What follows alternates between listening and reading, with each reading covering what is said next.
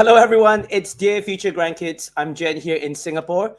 Now, this is the show where they ask an interesting question and we ask the guest this question. What would you say and show to your future grandkids? It's a show about heart and we're really excited about our guest today. And welcome to the show. And like always, I'm here in my living room, just taking it easy, but also I'd like you to meet a fixture in the family. This is Alfie the dog.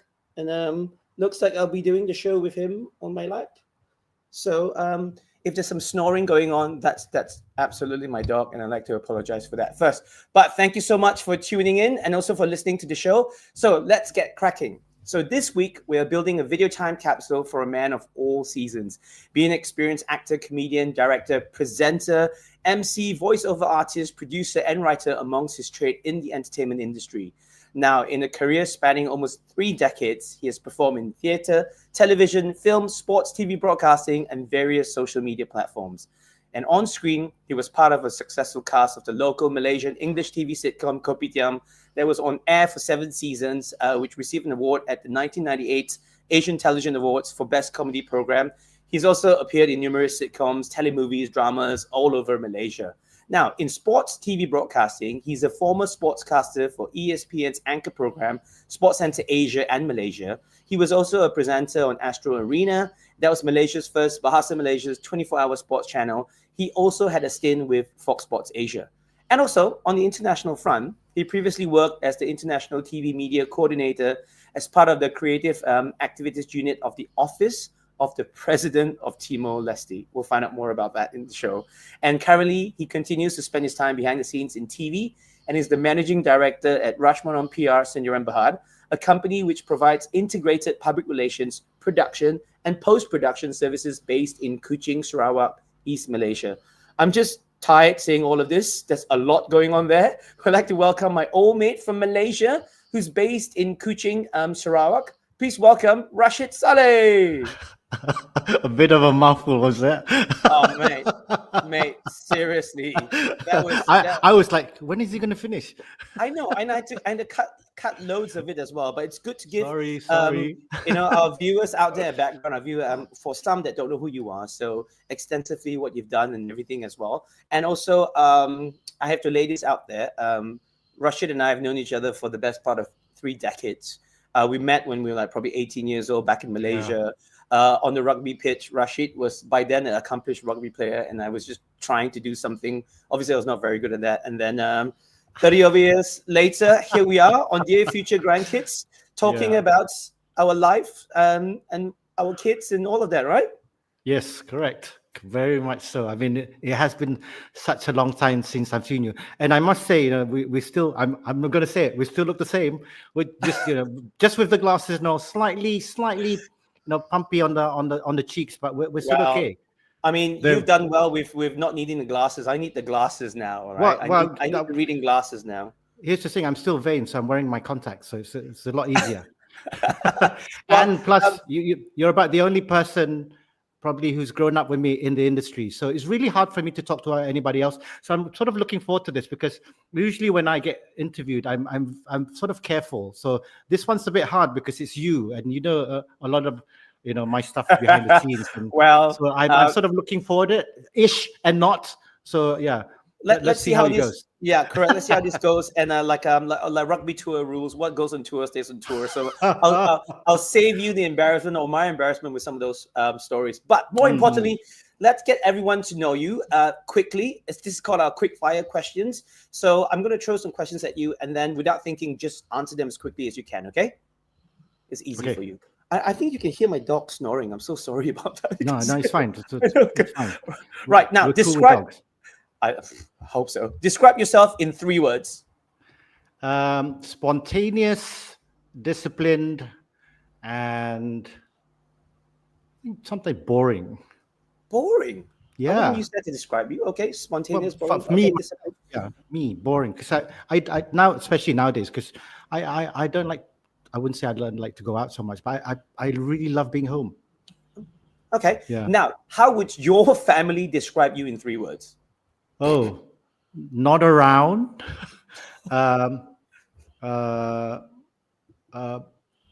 Sometimes called boss. or bossy. And a third one is I think there isn't a third one because I'm never around. missing, Okay, missing in action. so we got That's how never it is. around and Like, bossy. who? It's like, well, once my younger brother, Rahim Yeah, Wum, he's yeah. like, I came home once and I remember I was either driving in at the gate and my brother saw me and goes, "Hey Ma, is our hotel guest is back." Yeah, hotel guest. Yeah. Well, I've back in missed the so day. many weddings. I've missed so many family weddings. It's unbelievable. Okay. Wow. Okay. So we know that you're not around, bossy, and you were a hotel guest in your own home. Yeah, yeah. Fantastic. Now, what job did you want as a kid? Oh, I wanted to be a helicopter pilot. Cool. That's a cool job. Yeah. And okay, we know that extensively. You're an actor on stage and on screen as well. What's a useful acting tip that served you well? Something that can translate.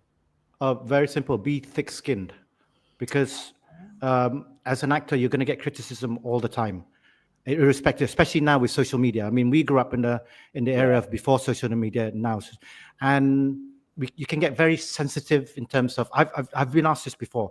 What's the biggest trait that you must have? You've got to be thick-skinned. You've got to be able to believe in yourself and move. And whatever mistakes or criticism you take it in, but don't let it get to you, because one man's poison's another man's pleasure or whatever. You may not be liked in one place, but people will adore you in other places. So just remember that. Classic cars, example. Some people like classic cars, they're old, but classic cars are classic cars. When you do it up properly. So yeah, Great be advice. thick-skinned. Great advice. I think you kind of called yourself a classic car, but we'll see about that. Now, what's the most memorable moment from your career? Without thinking, like, what's the most memorable moment from your career? Timor-Leste. Timor-Leste. Okay, you're still there. Now, what is something that you achieved that you didn't think you could? Yeah, well, I've got what I didn't think I was ever going to get my, film director of Malaysia membership after 20 years of directing. I finally got it this year. Fantastic. I never thought I was ever going to get it, and I was like, never too late, right? Never too late. I sort of screamed when I got the actual thing. I couldn't believe it. It's appropriate. Yeah. Now, final quick fire question. What's your most embarrassing moment on stage? Legally? No, just joking. Well, what we can put on the show? Remember, it's PG. It's I family think the most friendly. embarrassing was when we did it was a Shakespeare film, Merchant of Venice. Mm-hmm. I had a whole page. I was on the stage with Fola Malaili. Yeah. And I was played one of the minor characters, and I forgot the whole page. No way. Luckily, she helped me out. Yeah, it was one a day or evening that I was like, I prepared myself, got everything done, half an hour before. I was like, and I just went blank. And I remember just standing there and looking at the crowd going, oh my God, what's my line? And she came and saved me after. I felt like hours, but it must have been like 30 seconds or a minute. I just blanked out. And then it all came back? The script just came back? Well, she'd gone to the next one, and so I just carried on. But I remember director Joe Kukata's like, so what happened? I'm like, I don't know. Maybe I was sober. I don't know. Well, actors helping actors, and that happens as well. You got to think on your feet. And Rashid mentioned Paula. Paula was a guest on our show as well, and an old friend of mine. She's awesome. We used to work together. Awesome. Yeah. So Rashid, thank you very much. Now we're done with the quick fire question in terms of that round, and we've got to get to know you better. So now, could you pick up your phone or your laptop? Or if you like to as well, show us two things, like two treasures that you would like to show and share with your future grandkids. Remember, you are showing and sharing this with your future grandkids, okay? So none of this magazine covers where you're half naked or anything like that, unless you want to show it to them. Hang on, let me see. I can enter the studio here. Hang on. Let's see whether you guys can. Can you guys... Right. What's that? Right. You're going to sign in the phone. Yeah. And then with the advance of technology, our producer, Christian, will just fire that up, and then you can move around with it. Okay. There we go. That's the Rashid Salleh mobile phone. Right. What are you going to show us, mate? Okay. Well, there is a magazine, but this is here. Like really, this is the guest bedroom, but that's where the mess is. You know, if I have mess, that's my mess. Yeah, yeah. Save that for later because we've got Yeah, the yeah. corner of shame coming up. We just want to see your two treasures that you like to show and share with your future grandkids. Okay, so basically, I have you know, probably future grandkids in the run anything about this, but I still have my kopitiam like schedules from 1997. You are joking. Yeah, You yeah, I still have still your have schedules and your scripts and everything else from that sitcom back in 1999. 1997. 1997. Oh my gosh. Wow. All the Okay. schedule. This was our first season. Oh wow, that's pretty cool. That is This is pretty cool. all paper stuff. This is the membership that I got finally after a long time. Okay, so that it means that you're officially a director and recognized Yes, in Malaysia. Is that right? yeah, film director. Even though I haven't done film yet, but TV. And I've got this book which I've kept. I'm like the archive guy for the Kopitiam gang. So I've got stuff from from the 90s. We also have the stuff from the Asian Television Awards, the So invite. is that all the press clippings from the Yeah, sitcom and the invites and the Asian Television Awards and yeah. This oh was my at Hard Rock gosh. Cafe, Singapore. There's a picture which I should have shown. Oh, look. This is 2000. Do you recognize the person? Who was that? This That's you. person behind me? That's Rashid and that's Julian me. Farhad. Yeah, I know. We used to attend quite a lot of events back in Malaysia back in the Yes. day, didn't we? Bloody. Well, I So shouldn't say for bloody hell, but yeah. iconic stuff, I still have a couple of my my character.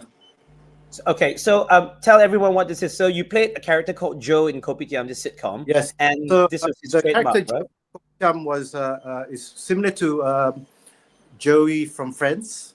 Yeah. The lights are on, but no one's home. So he's a bit of a So like we guy. always said, so you were just playing yourself, really. So funny.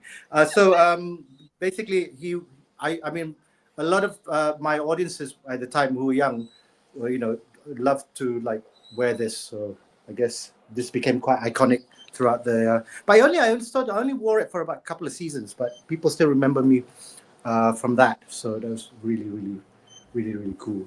Rashid, I love this part of the show, and I love it that you've shown us a little bit of your house and those things that you shared with us in terms of something that you want to show and share with your future grandkids as well. Those are like proper treasures. It's something I can see that brings you joy and happiness in all these things as well. So if we stick with that, what are 5 things you want your grandkids to know about finding happiness in life? Because that really shows about your career, your life, and what you can impart to them. So what are the 5 things you want your grandkids to know about finding happiness in life? Well, I remember mentioning this. I mean, the most important thing I've realized, especially in the now 5 decades of living, and it's like always be present. I think we always tend to want to be, think about the future and all that, and reminisce about the past, but we forget about the here and now, and just being present with yourself and with your environment around you. And that's really important. The other thing, ever since I've been home here in Sarawak, it's like you've got to learn to smile yourself first. Be happy, smile inside and out. That's really important. Be grateful. Gratitude is one thing that's I've learned over the last like several years now, especially being here. Always ask. Always ask questions. Be inquisitive. Ask us. I used to get in trouble with my brother, my older brother, because why do you ask so many questions? Because I want to know. And the only way to really move forward and get things done is to ask. And always make sure that you're asking questions, because you'll get your answers. If you don't ask, you'll never know. If you don't go for it, you'll never know. Because you don't ask, you'll never get the adventures that you want to go on. Whether you fail or not, it doesn't matter, because you have to ask. And number 5. This is from Mum, actually. because she was a teacher and all that, she said, keep your 2 feet on the ground. Basically saying like, be humble, because that's the most important thing for me. So I've pretty much used that for everything that I've gone on, and wherever you are, whatever you do, is what if you want to go up, there's always a way down. But keep your 2 feet in the ground, because you got to stay humble in whatever you do and stuff. And it's Amazing. really important to have that. That's lovely. 5 pieces of wisdom from you, mate. Don't put the camera down. Don't put the camera down yet, because all right, we've had a glimpse of your place. I see, certain production materials lying around as well. Now, this is the part where we want to pry into your life, pry into your living space. And can you show us a corner of shame, or a corner that you're proud of? I'm sure there's a corner in anyone's house where they chuck everything there, or when they know there's guests is coming, or they've got like a corner, a drawer of shame. So come on, show it to us. I'll tell you what. That's one thing I love about. I mean, my place is quite. I'm very much someone who's quite minimalist, because I don't like to clutter. Yeah. Because I grew up in a family of a small family of 10 children, so a lot of stuff. Small. As you know. But I have I suppose the one favorite corner is this, because it has a picture of my parents when they were younger. Oh, nice. And that's your daughter. And they look very, my dad looked very Chinese, but we're both from Malanaus. My daughter and my son. Oh, and that's lovely. That's not a corner of shame. That's a corner of pride. Okay, I'll give you a corner. Come on.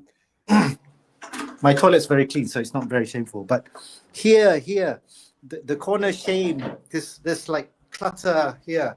And if you know what is really shameful? What? This picture. Oh my gosh. Well, I'm gonna hold it still.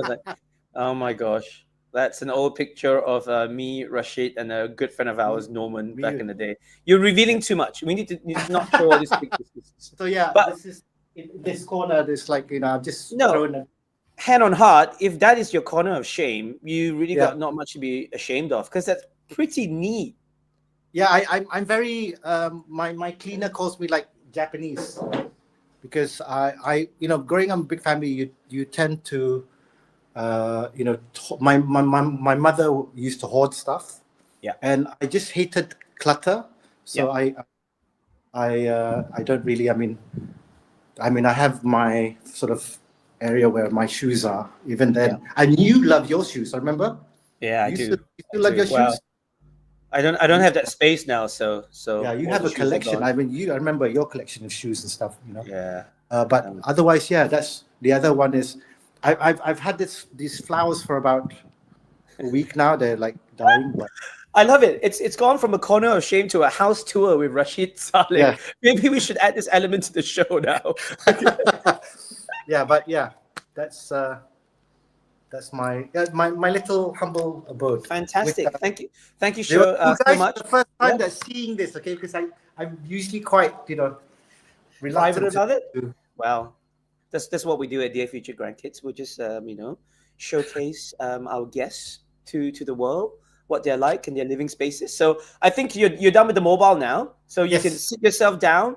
We'll get back to your original screen, and then the next what we're gonna do is what we have on the show is we always ask all our guests if they have a pointless skill, because you never know. You never know in life. All our guests have all accomplished in their own industry, but sometimes you just need a pointless skill. For whatever reason. I'm still trying to find out what's the point of having a pointless skill. But Rashid Salleh, on the spot right now, what is your pointless skill? I am really good at writing like backwards. So, for example, you have. This is normal writing, right? B, C. I can write A, B, C. Oh, had to die on me, right? classic live show. Yeah, that's good. A, B, C. The one pen. Oh, no, sorry. You can do that. Okay. This one I did earlier. All right. Let's challenge you. Okay. Write your name. Write your name backwards. Oh, that's easy. Rashid. I can do it like this. Okay. Or I can do it like this. That is, ladies and gentlemen, I must See, now you say, can see it correctly, right? But it's it's actually backwards. it's impressive yet really pointless.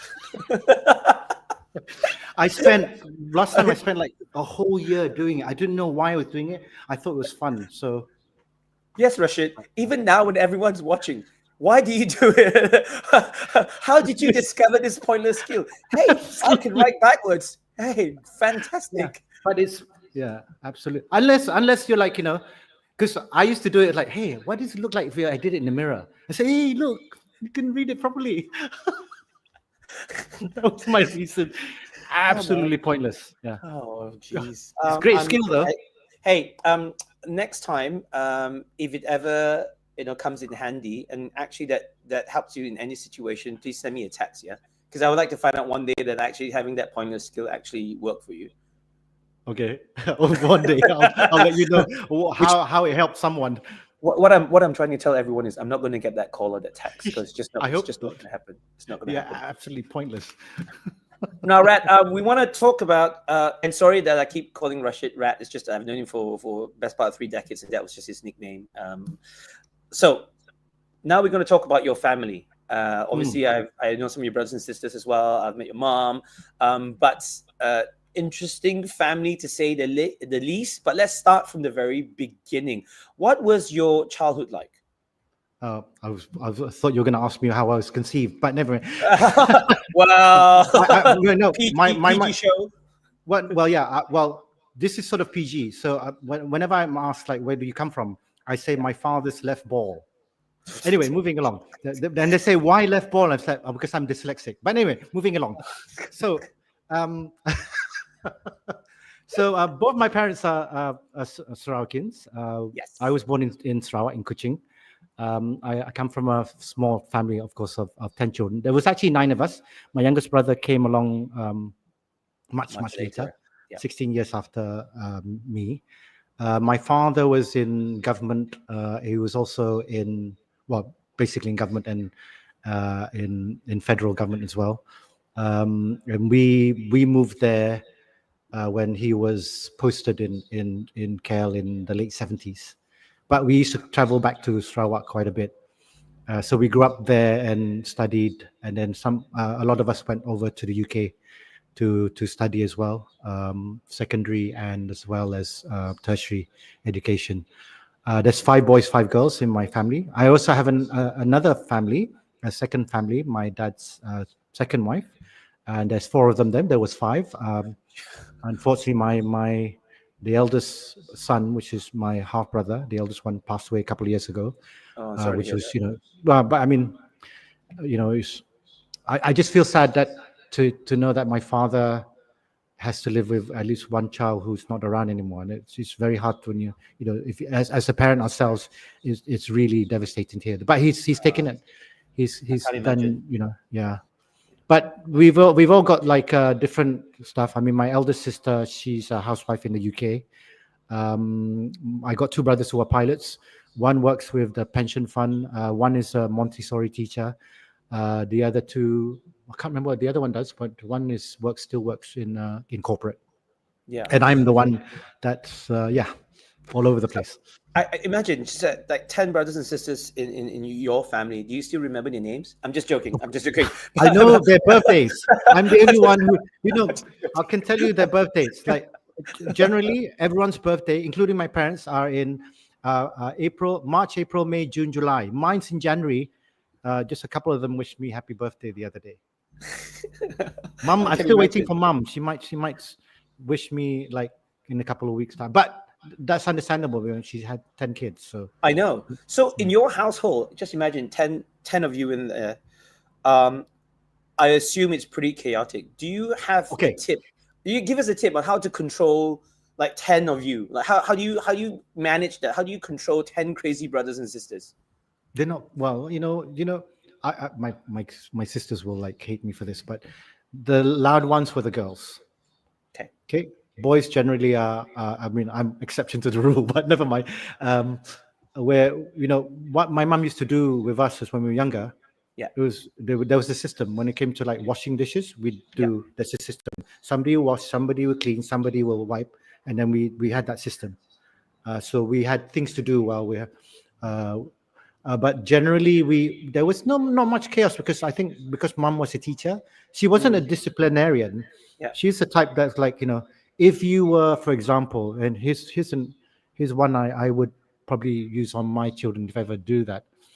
It was like, it's very much psychological. It's just like, if if if you were smoking, I mean, when I was younger, I used to smoke, Mm. Mm. and instead of you going, you shouldn't smoke, it's bad for you. Mum would be reading the newspaper, and I'd walk past. She goes, "Oh, a lot of people die of cancer these days." And then you'd like complain, "Oh, it's so hot," and she goes, "Oh yeah, hell is hotter." She's fast. Yeah, She's sharp. yeah. So that's where I think I got my sarcasm from, probably. So, but she was one of those people like you make you think rather than tell Yeah. you exactly what Yeah. needed to be done. Yeah. So, No, I but mean, your we mom's all grew up with brilliant. that around there. So, I dad also, was the yeah. gung ho, But luckily, not luckily, didn't see him much because he was always working. But Yeah. he'll be around when results were around. Anyway. So I know that your dad worked in government, attained a high position as well. What and obviously he has to bring up a family, his career. What life lessons have you learned from him? Well, one thing that he's and I think it's prevalent in the community now, that the people who know him, is that he doesn't mix uh, family and stuff. That we've never. I mean, you hear about families who've benefited from their Yeah. fathers and all that. He's never done that. He's always said like, you go on your own road. I've tried to work with him once, couldn't work with him because we had different ideas, Yeah. but he never said you have to work with me. He would give lessons, so he'll give me how would you say it, like sort of a push, but that's it. But he would never, like, when it came to, and he was in education at the time, he was in Ministry of Education. He never, like, we never benefited from like scholarships and all that. It was his own money. We were sent on his own steam. I know from children or people my age who got scholarships, like poor kids from Sarawak who benefited from, and I think that's great. But we never got anything. So the life lesson from me learning from him is like, you must separate these kind of things. You've Mm. got to have some kind of separation from, because you don't want. I think for him, I interviewed him actually.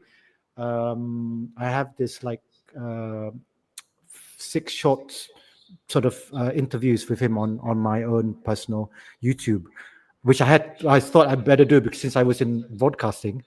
Mm. And I asked him if he had any regrets. He says, no, I don't have any regrets. As long as people know what you're doing, at the end of the day, you don't have to sort of worry about that.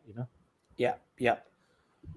Mm. So from your family, there's 10 of you brothers and sisters, your parents, and your dad, saying that advice for you is just like, find what you want, I'll support you, but I'm not gonna lay the red carpet for you, right, or follow my footsteps. Never. You have children of your own now. You have a son and a daughter. What are they like? What are their personalities like? My son Raphael, he's a serious boy. He has, I mean, he's, for someone who's I mean, even when he was 9, he can come up with some zingers. He was like he's very smart for his age. And I know a lot of people say, yeah, it's my own son, but he is very thoughtful. He's very he's quite disciplined. He's very determined. He's quiet. He seems shy, but he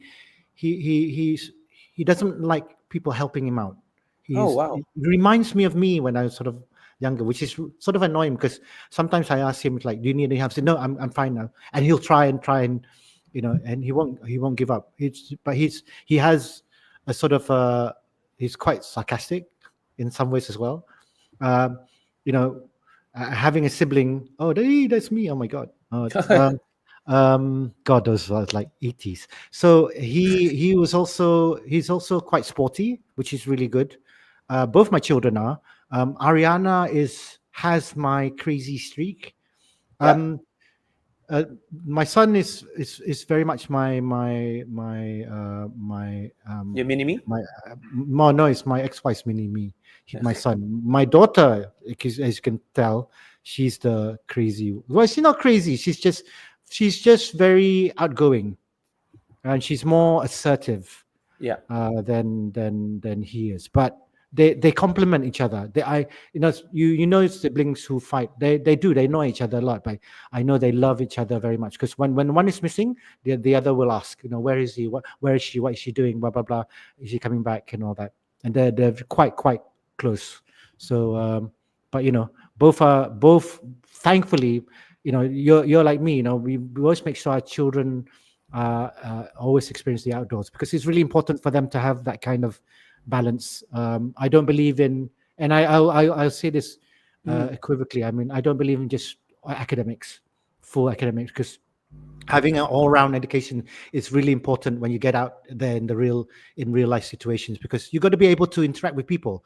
If you're into your academia, which is all well and good, but if you can't interact with people, you can't get a lot of things done, and it's really important to have that kind. So what I tell my children is, just go out there, you're going to have people who may not like you and all that. It doesn't matter. I mean, when my children get upset, especially, when I get to see them, my daughter gets really upset. I say, it's fine, you let it out, but, take it as a learning lesson, but you don't have to get, angry about it. Just, don't worry about it. It's all about you. You need to strive for yourself, because there'll be days where no one's going to be around, and you just got to work it out for yourself and just do that. Don't be too upset. It's just what people say. I mean, like I said, being thick-skinned, sort of what I'm trying to tell them as well. So growing up, you don't have to, worry about anyone else but yourself.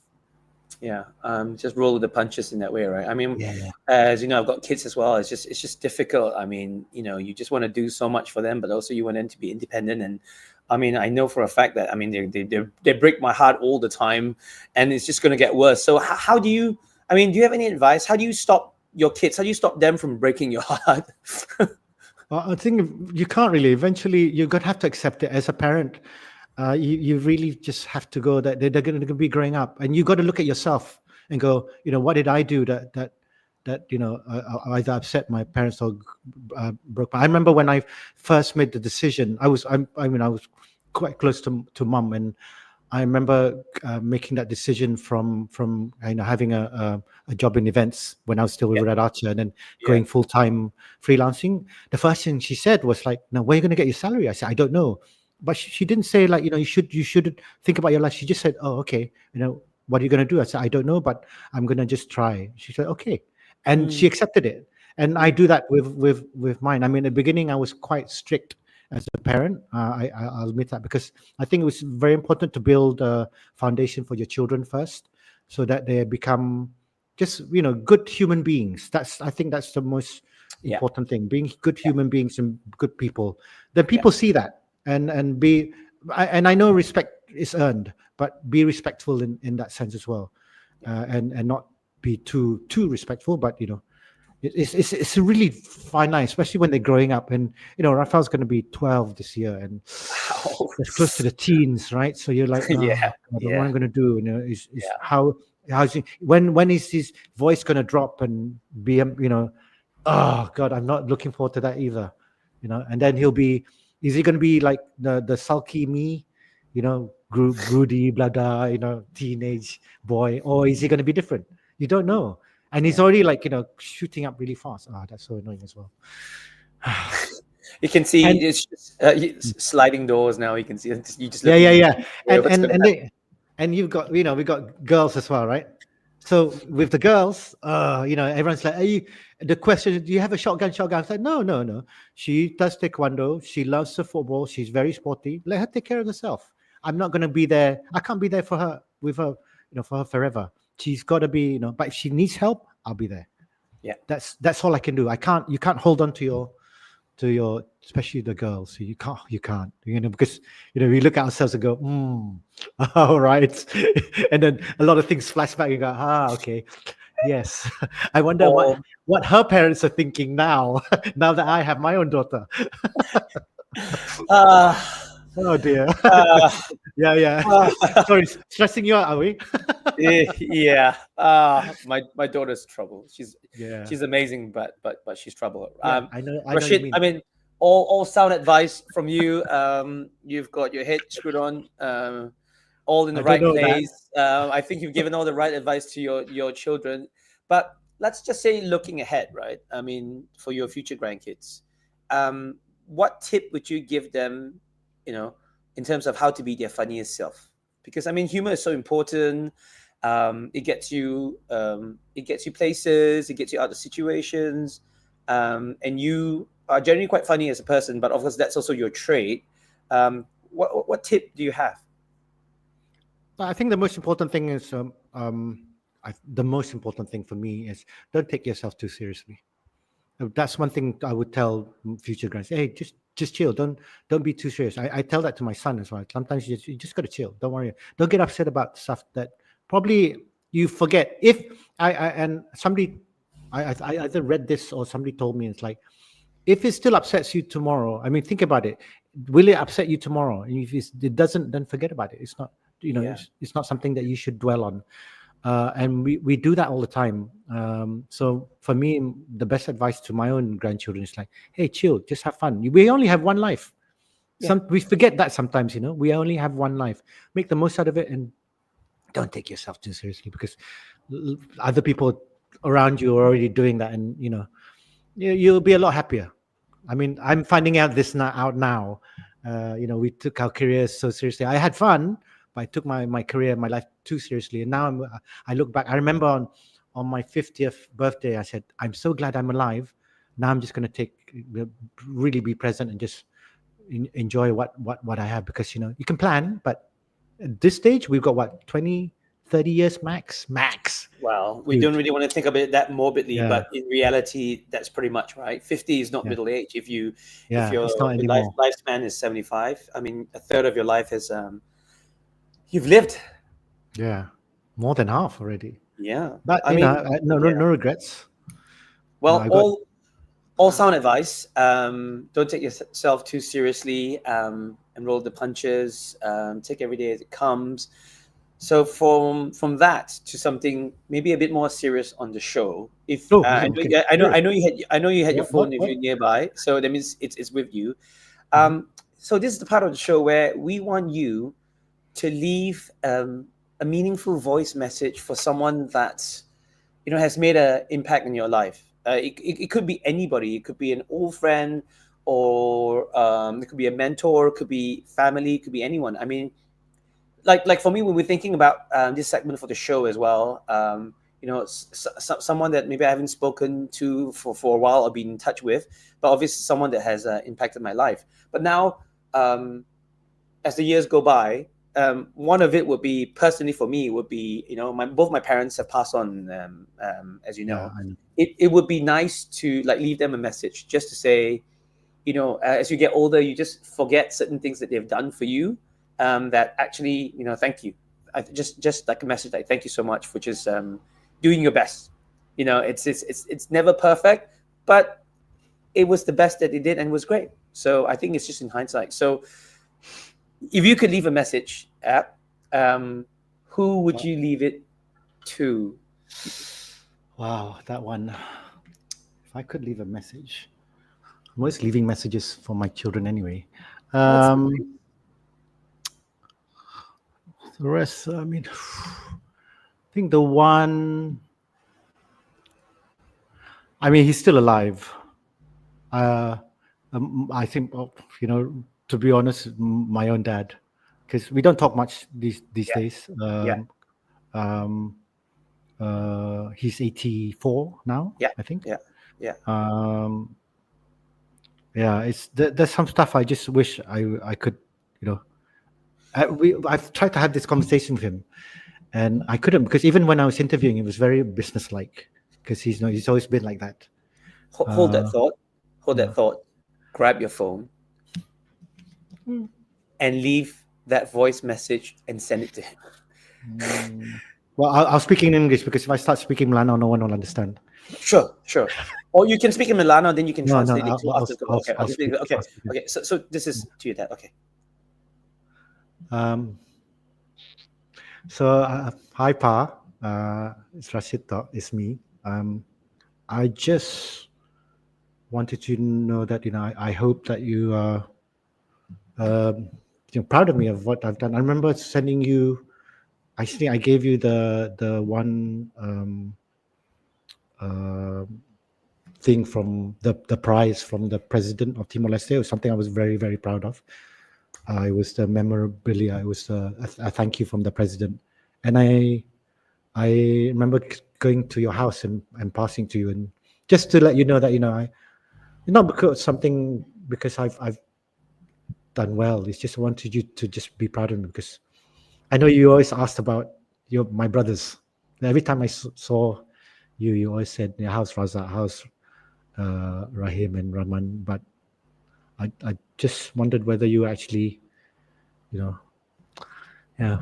hard being in the middle, I suppose, but there's a lot of things I did was I just wanted for you to be proud of me. It was not just for me, but I just wanted you. It's my own way. It's like so that's just wanted you to know that. Oh, Rashid! Wow. How? So yeah, a lot of the stuff I've done it because it wasn't just for me. Obviously, there's a lot there in terms of your relationship with your dad, and maybe being sandwiched in between your brothers and sisters, and wanting him to be proud of you. How do you feel now after that you've left this message, and what do you think his reaction would be? I don't know. I mean, I don't. Maybe I've never, I've always, it's not a trauma in that sense, but because he had, there were a lot of people who looked up to him, and the pressures of just being one, his son, and two, having to carve out my own life was really, really hard because people tend to compare, even though I was in the middle. Even now when living here, it's like, your father's this father. I'm like, okay, I understand. But, I had my own sort of successful career as well in my line of work. And I even joked with him once. I said, I'm more famous than you, right? You're a brave man for saying that to your father. He just looked at me and goes, I went, okay. Shoot. Did I just say that? Yeah. Yeah. And he had there was one thing I've carried with me throughout my, what he had one line. And he looked me straight in the eye. You would understand it. He goes, "Don't trust politicians." Coming from he a said it with a politician straight face, and I looked and went, I didn't know whether to laugh or be serious. I'm like, okay, and that's all he said. It's like, don't trust politicians. Okay. Yeah, but that was the best advice I got from him. But otherwise, he'd never asked me about my stuff. It was always about my brothers. Always. This is the first time these things are coming out. Oh my god. No, it's really interesting. Maybe it's just maybe it's his standard. That's his way. I mean, maybe when he speaks to your brothers, he does the same thing. How's they never told me. How's everyone? Because I tell them like they were like Pa was asking about you. He goes, oh, okay. Well, and you know what? It was so funny because like when I went to my nephew's wedding last year. I'm in the middle of family, by the way, and most of the family was there, including mom and all that. My two older brothers went up to me. It's like, can you make the speech on behalf of dad? I'm like, you're the older brothers. Wow. Yeah. So, you know how to speak. I'm like, but you're the older brothers. You're representing dad. It's like, no, you do it. Okay, all right. So I did. That's good. And it's like, and in that sense, like, why you crave for that thing from your own father, because you sort of, I wouldn't say I became like him, but yeah. And you're right, the acceptance and just just trying to get accepted as acknowledged as someone who did well. I don't know, something. Just say that. Well, I mean, we are our parents in a way, right? I mean, it's in terms of, and this show is all about legacy as well, and what we leave behind for for our future generations and what we've Yeah. learned from previous generations, right? So, And I don't want that to happen with mine. It's like, that's why I'm, irrespective of the separation and all that, why I want them to know that their father's not that bad. yeah, Yeah, of course, he's you're pretty completely cool not. actually. I know. So Yeah. so in terms of legacy, right? I mean, Mm. and with your relationship with your kids, how would you like to be remembered? I was gonna say a joker, but no. I I mean, do yeah, joke around with yeah, them. I mean, yeah, I'm because I know Raphael's very used to my sarcasm. He'll just yeah. give me like the side eye and just go, and he'll give that smile, like, all right, okay, that's. Do you like your mother now? Whereas my daughter's like, ha ha ha, and then she likes to joke around. We make faces and we do, like, she's quite Yeah, physical. yeah, But yeah, I mean, I just want them to remember that I think the easiest, simplest thing is, like, you're as a loving father. I mean, engaging. I think that's one thing that we are very separated from our parents who are boomers and all that. There was not much of this interaction or communication, because we hear all the time as Asian parents, they tend to be very, this is what you're going to do. This is your life. This is what you have to do. Whereas now, I'm not saying to become softer. I'm mm, just saying that you've just got to be more communicative with your children, and I hope that carries on with their children. Our grandkids, if we ever live long enough to see them. And I think it's really important to have that. And if you don't have that, I don't think it's you know we will live in their memories, and I just want them to have good memories of us when we're yeah. gone. And that's really, really important to have, because if you don't, then what the heck, man, what are we doing here? Absolutely, Mm. absolutely. You want to have good Yeah, memories, right? I Good mean, memories. they're growing, Yeah, and we'll come to a stage where they'll get to where we were last time, when they yeah, become late yeah. teenagers, and when they start leaving the nest, and you're like, what's going to happen now? What? Then Oh, you can't yeah. I So don't even want to think of that. that's why I said, like, the moment, the times that you have with them right now, it's crucial that you give a lot of that love. And mm, their mother's brilliant. I mean, I can't fault her anyway. She was, for someone who wasn't very child friendly in the beginning, she's the best mother anyone could have. And that one, I will never argue. I'll never. That's something you know I hands down, best mom, best mom to my children. And yeah, I'm never ever gonna argue that, ever. So let's not go there. Hey, Rashid. Hey, thank you so much for sharing, for opening up to us and everyone watching as well. And we're really honored to create this video time capsule with you today.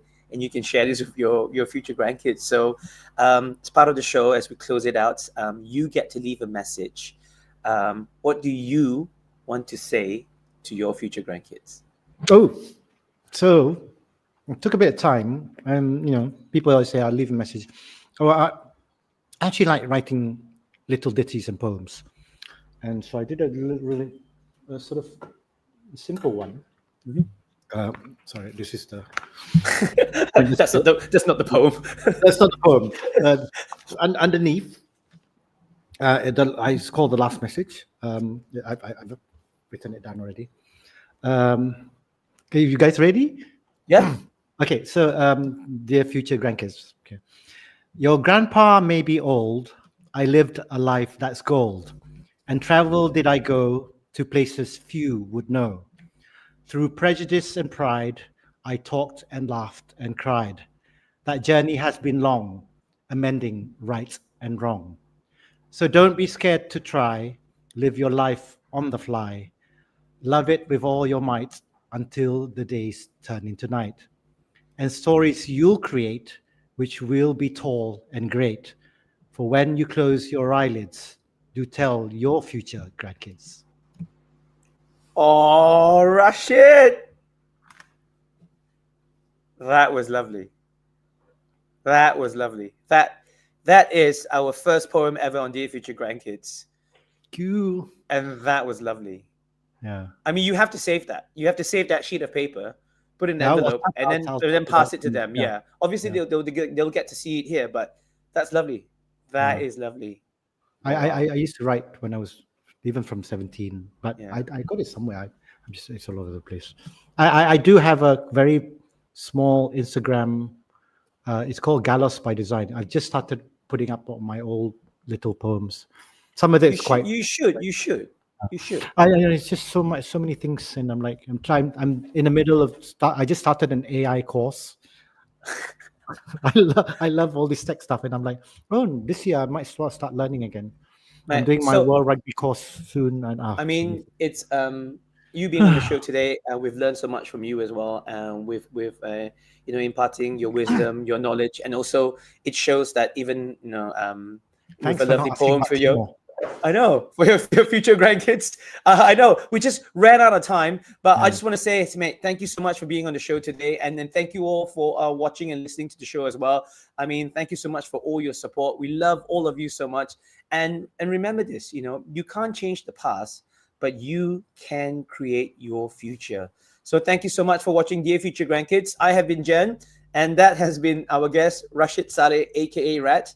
Thank you for watching. Take care. Bye-bye. And see you all the next time. Bye.